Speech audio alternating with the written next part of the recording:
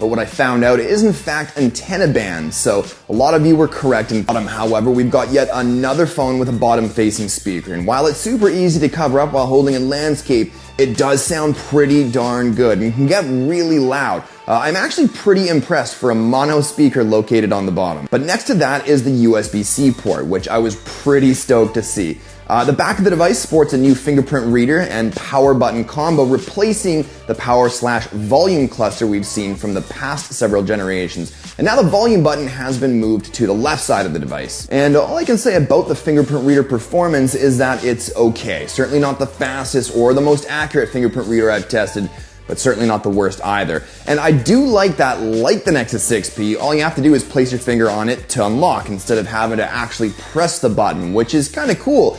And on the right side is the SIM card/micro SD card tray, which is apparently expandable up to 2 terabytes. So I've mentioned in many of my videos that I prefer AMOLED displays on my mobile devices, but man, the 5.3-inch Quad HD IPS LCD display on the G5 is gorgeous. Everything looks really crisp, colors are actually very accurate, and blacks are surprisingly deep for an LCD display. I'm impressed. So we're getting Android 6.0 Marshmallow right out the box. Well, 6.0.1 to be exact, with LG's new LG UX 5.0. It does look pretty similar to the previous version, but with a few new bells and whistles like Smart Doctor to help optimize your phone's performance and battery life, and the ability to easily reinstall recently uninstalled apps without having to jump into the Play Store, for example. Now, one of the big changes that a lot of people weren't too pleased with was the removal of the app drawer. But a lot of big tech sites and other reviewers haven't really mentioned that you can actually get it back by just jumping into the home screen settings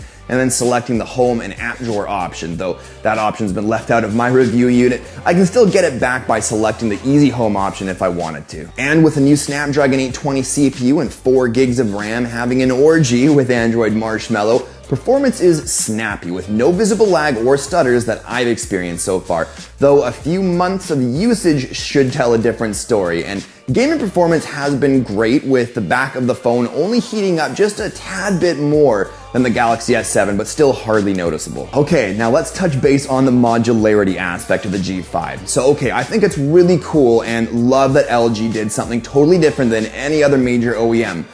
But, and I know I'm gonna get torn apart in the comments for saying this, it's not really true modularity, is it? A good example of a truly modular phone is Google's forever in development project 1000 mAh battery. Now the camera cluster, which I like to call it, features a 16 megapixel camera and a cool 135-degree field of view wide angle 8 megapixel camera, which together I think steals the show for the G5 over the so-called modularity. So, much like the Galaxy S7, you can launch into the camera app while it's locked by double pressing the volume down button, which is pretty dope.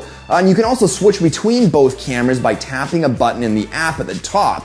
And there's also a couple different new modes like multi-view, which uses all 3 cameras, and you can switch around which box uses which camera as well. And then there's pop-out, which uses the 2 rear cameras to create a cool new look. The front-facing 8 megapixel camera does what it does, takes selfies, but it also has what I think is new to the G5, a new auto selfie mode, where it detects when you're in the frame, makes a noise, and then takes the shot automatically. So no holding up your hand or saying cheese to activate the shutter anymore. But at the moment, both cameras take underwhelming photos, and I know LG's 16 megapixel camera can take phenomenal photos from when I reviewed the G4 with its 16 megapixel camera. So it's got to be a software thing that'll get fixed when it's updated. Anyways, it really seemed to struggle with focusing. Highlights tended to get blown way out, and there just wasn't much